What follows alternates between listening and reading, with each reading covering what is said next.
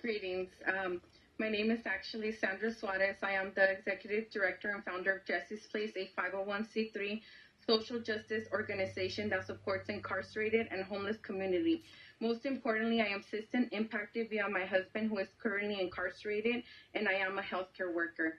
SB 1139 is a bill that families in California who are impacted by incarceration have been praying for.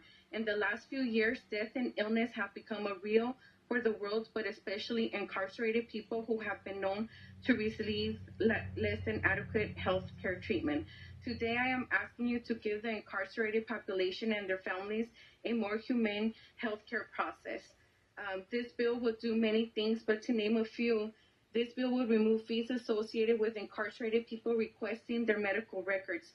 It would require CDCR to notify a designated person within 24 hours of incarcerated person receiving a medical emergency.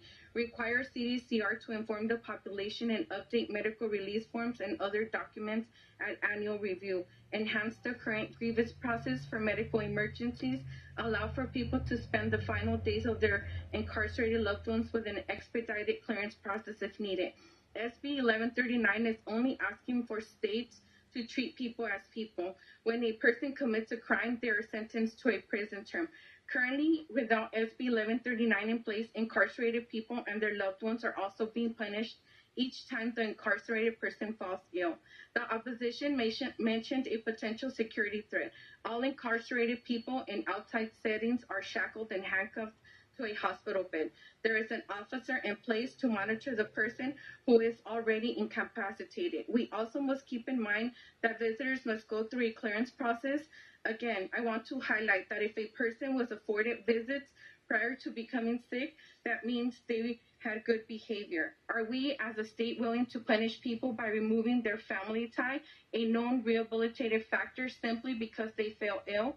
Finally, in California prisons, there are currently in minimum custody 21,000 offenders. In low, 55,000, and medium, there is 51,000. Thousands of people that are considered the most well-behaved incarcerated people, just like in prison setting.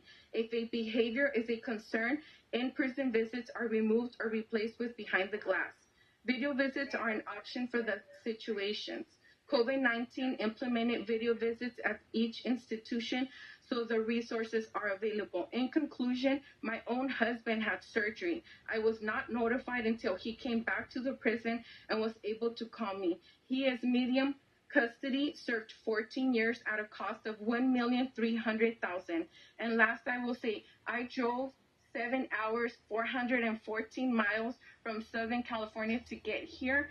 And I want to just say that I really urge your I vote, and these are human issues that may be remedied by you voting aye.